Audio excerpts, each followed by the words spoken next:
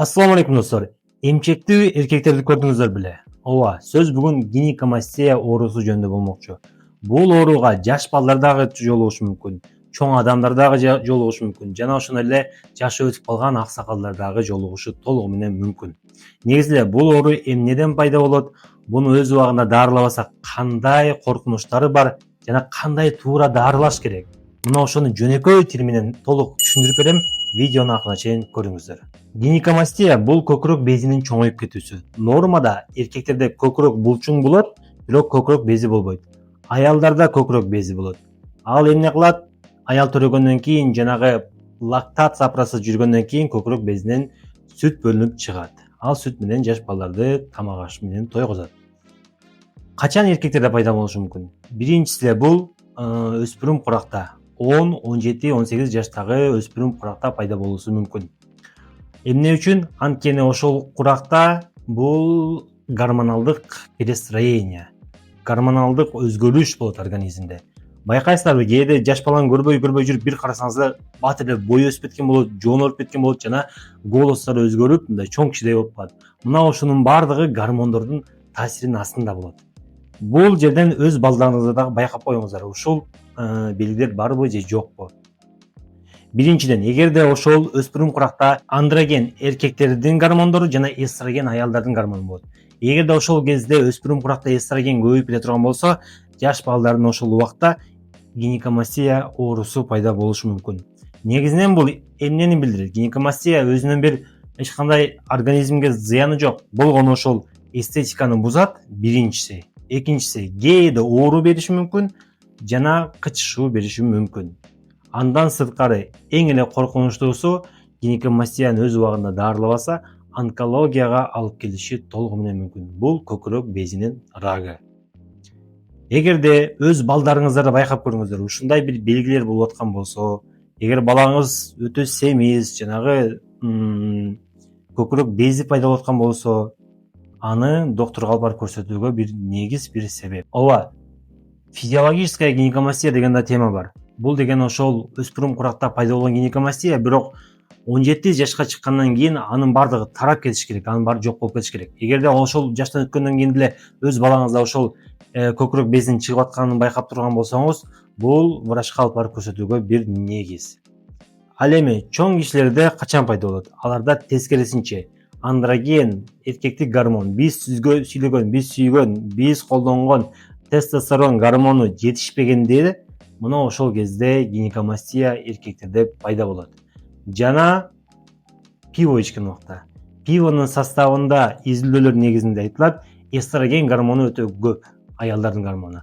Ошондуктан байкайсыздарбы, пиво көп ичкен адам жанагы пивной живот деп коет, ичи курсагы чыгып кеткен, жана ошолорду байкасаңыздар, көкүрөк бези эмчектерде аялдардыкындай болуп калган, чоңоюп кеткен.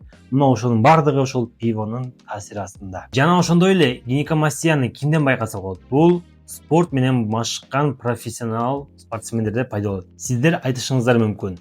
Ал спорт менен машыгып атса, профессионалдуу түрдө спорт чебери же спорт менен машыгып аткан болсо, эмне үчүн аларда пайда болот деп. Бул жерде эң башкы маселе ал спортсмендер колдогон стероиддерде. Стероид, башкача айтканда, жанагы тестостерондун ар кандай түрүнү, күчтүү түрлөрүн алар саят. Бир результатка жетиш үчүн. Жанагы тестостерон организмге сайылып киргенден кийин өтө көп өлчөмдө көтөрүлүп кеткенде канда, организм көп өлчөмдүү ашыкчасынын баардыгыны ароматизация процесси аркылуу эркектик тестостерон гормонуну аялдардын эстроген гормонуна айландырып салат. Аялдын эстроген гормону көбөйгөндөн кийин ошол кайра эле гинекомастия оорусун берет. Ошон үчүн мына сүрөттү карасаңыздар, спортсмен, телосложение мощный, баардыгы булчуңдары, сөөктөрү, бирок гинекомастия бар. Бул ошол эле стероид колдонгон жана ошол ароматизация процессини басып туруучу дарыларды колдонгон эмес, туура эмес дарыланган, туура эмес стероиддерди колдонгон, туура эмес курс жазылып берилген. Мына ошон үчүн ушундай гинекомастия оорусуна чалдыккан. Достор, ушул гинекомастияга байланыштуу араңыздарда кимде болсо, же ким араңыздарда бирөө жарым операция кылдырган болсо, же туугандардын арасынан болгон болсо, комментарийга өзүңүздөрдүн окуяңыздар жаза кетиңиздер, башкалар окуп, башкаларга дагы бир пайдасы тийип калсын. Гинекомастия 3 бөлүккө бөлүнөт. Биринчиси бул чыныгы гинекомастия, экинчиси жалган гинекомастия, үчүнчүсү аралашма гинекомастия. Чыныгы гинекомастия бул ошол көкүрөк безинин чындап эле пайда болгонсу. УЗИден карасак ошол көкүрөк безини көрсөк болот. Бул чыныгы гинекомастия. Экинчиси жалган гинекомастия. Бул жерде дагы гинекомастияга окшоп көкүрөк бези көкүрөк аялдардыкына окшоп өсүп калган болот, бирок УЗИ кылганда ал жерде без көрүнбөйт, болгону май топтолуп калган болот. Үчүнчүсү бул аралашкан гинекомастия. Башкача айтканда без дагы бар, май дагы бар. Кайсыл түрү экенине байланыштуу дарылоо тактикасы тандалып алынат.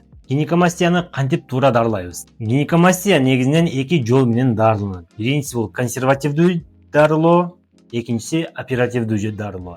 Консервативдүү бул көбүнчө ошо жаш балдарга гормоналдык фон бузулуп, ошол кезде гормоналдык фонду коррекция кылып, дары дармек менен оңдоп түзөп дарылоочу метод болот.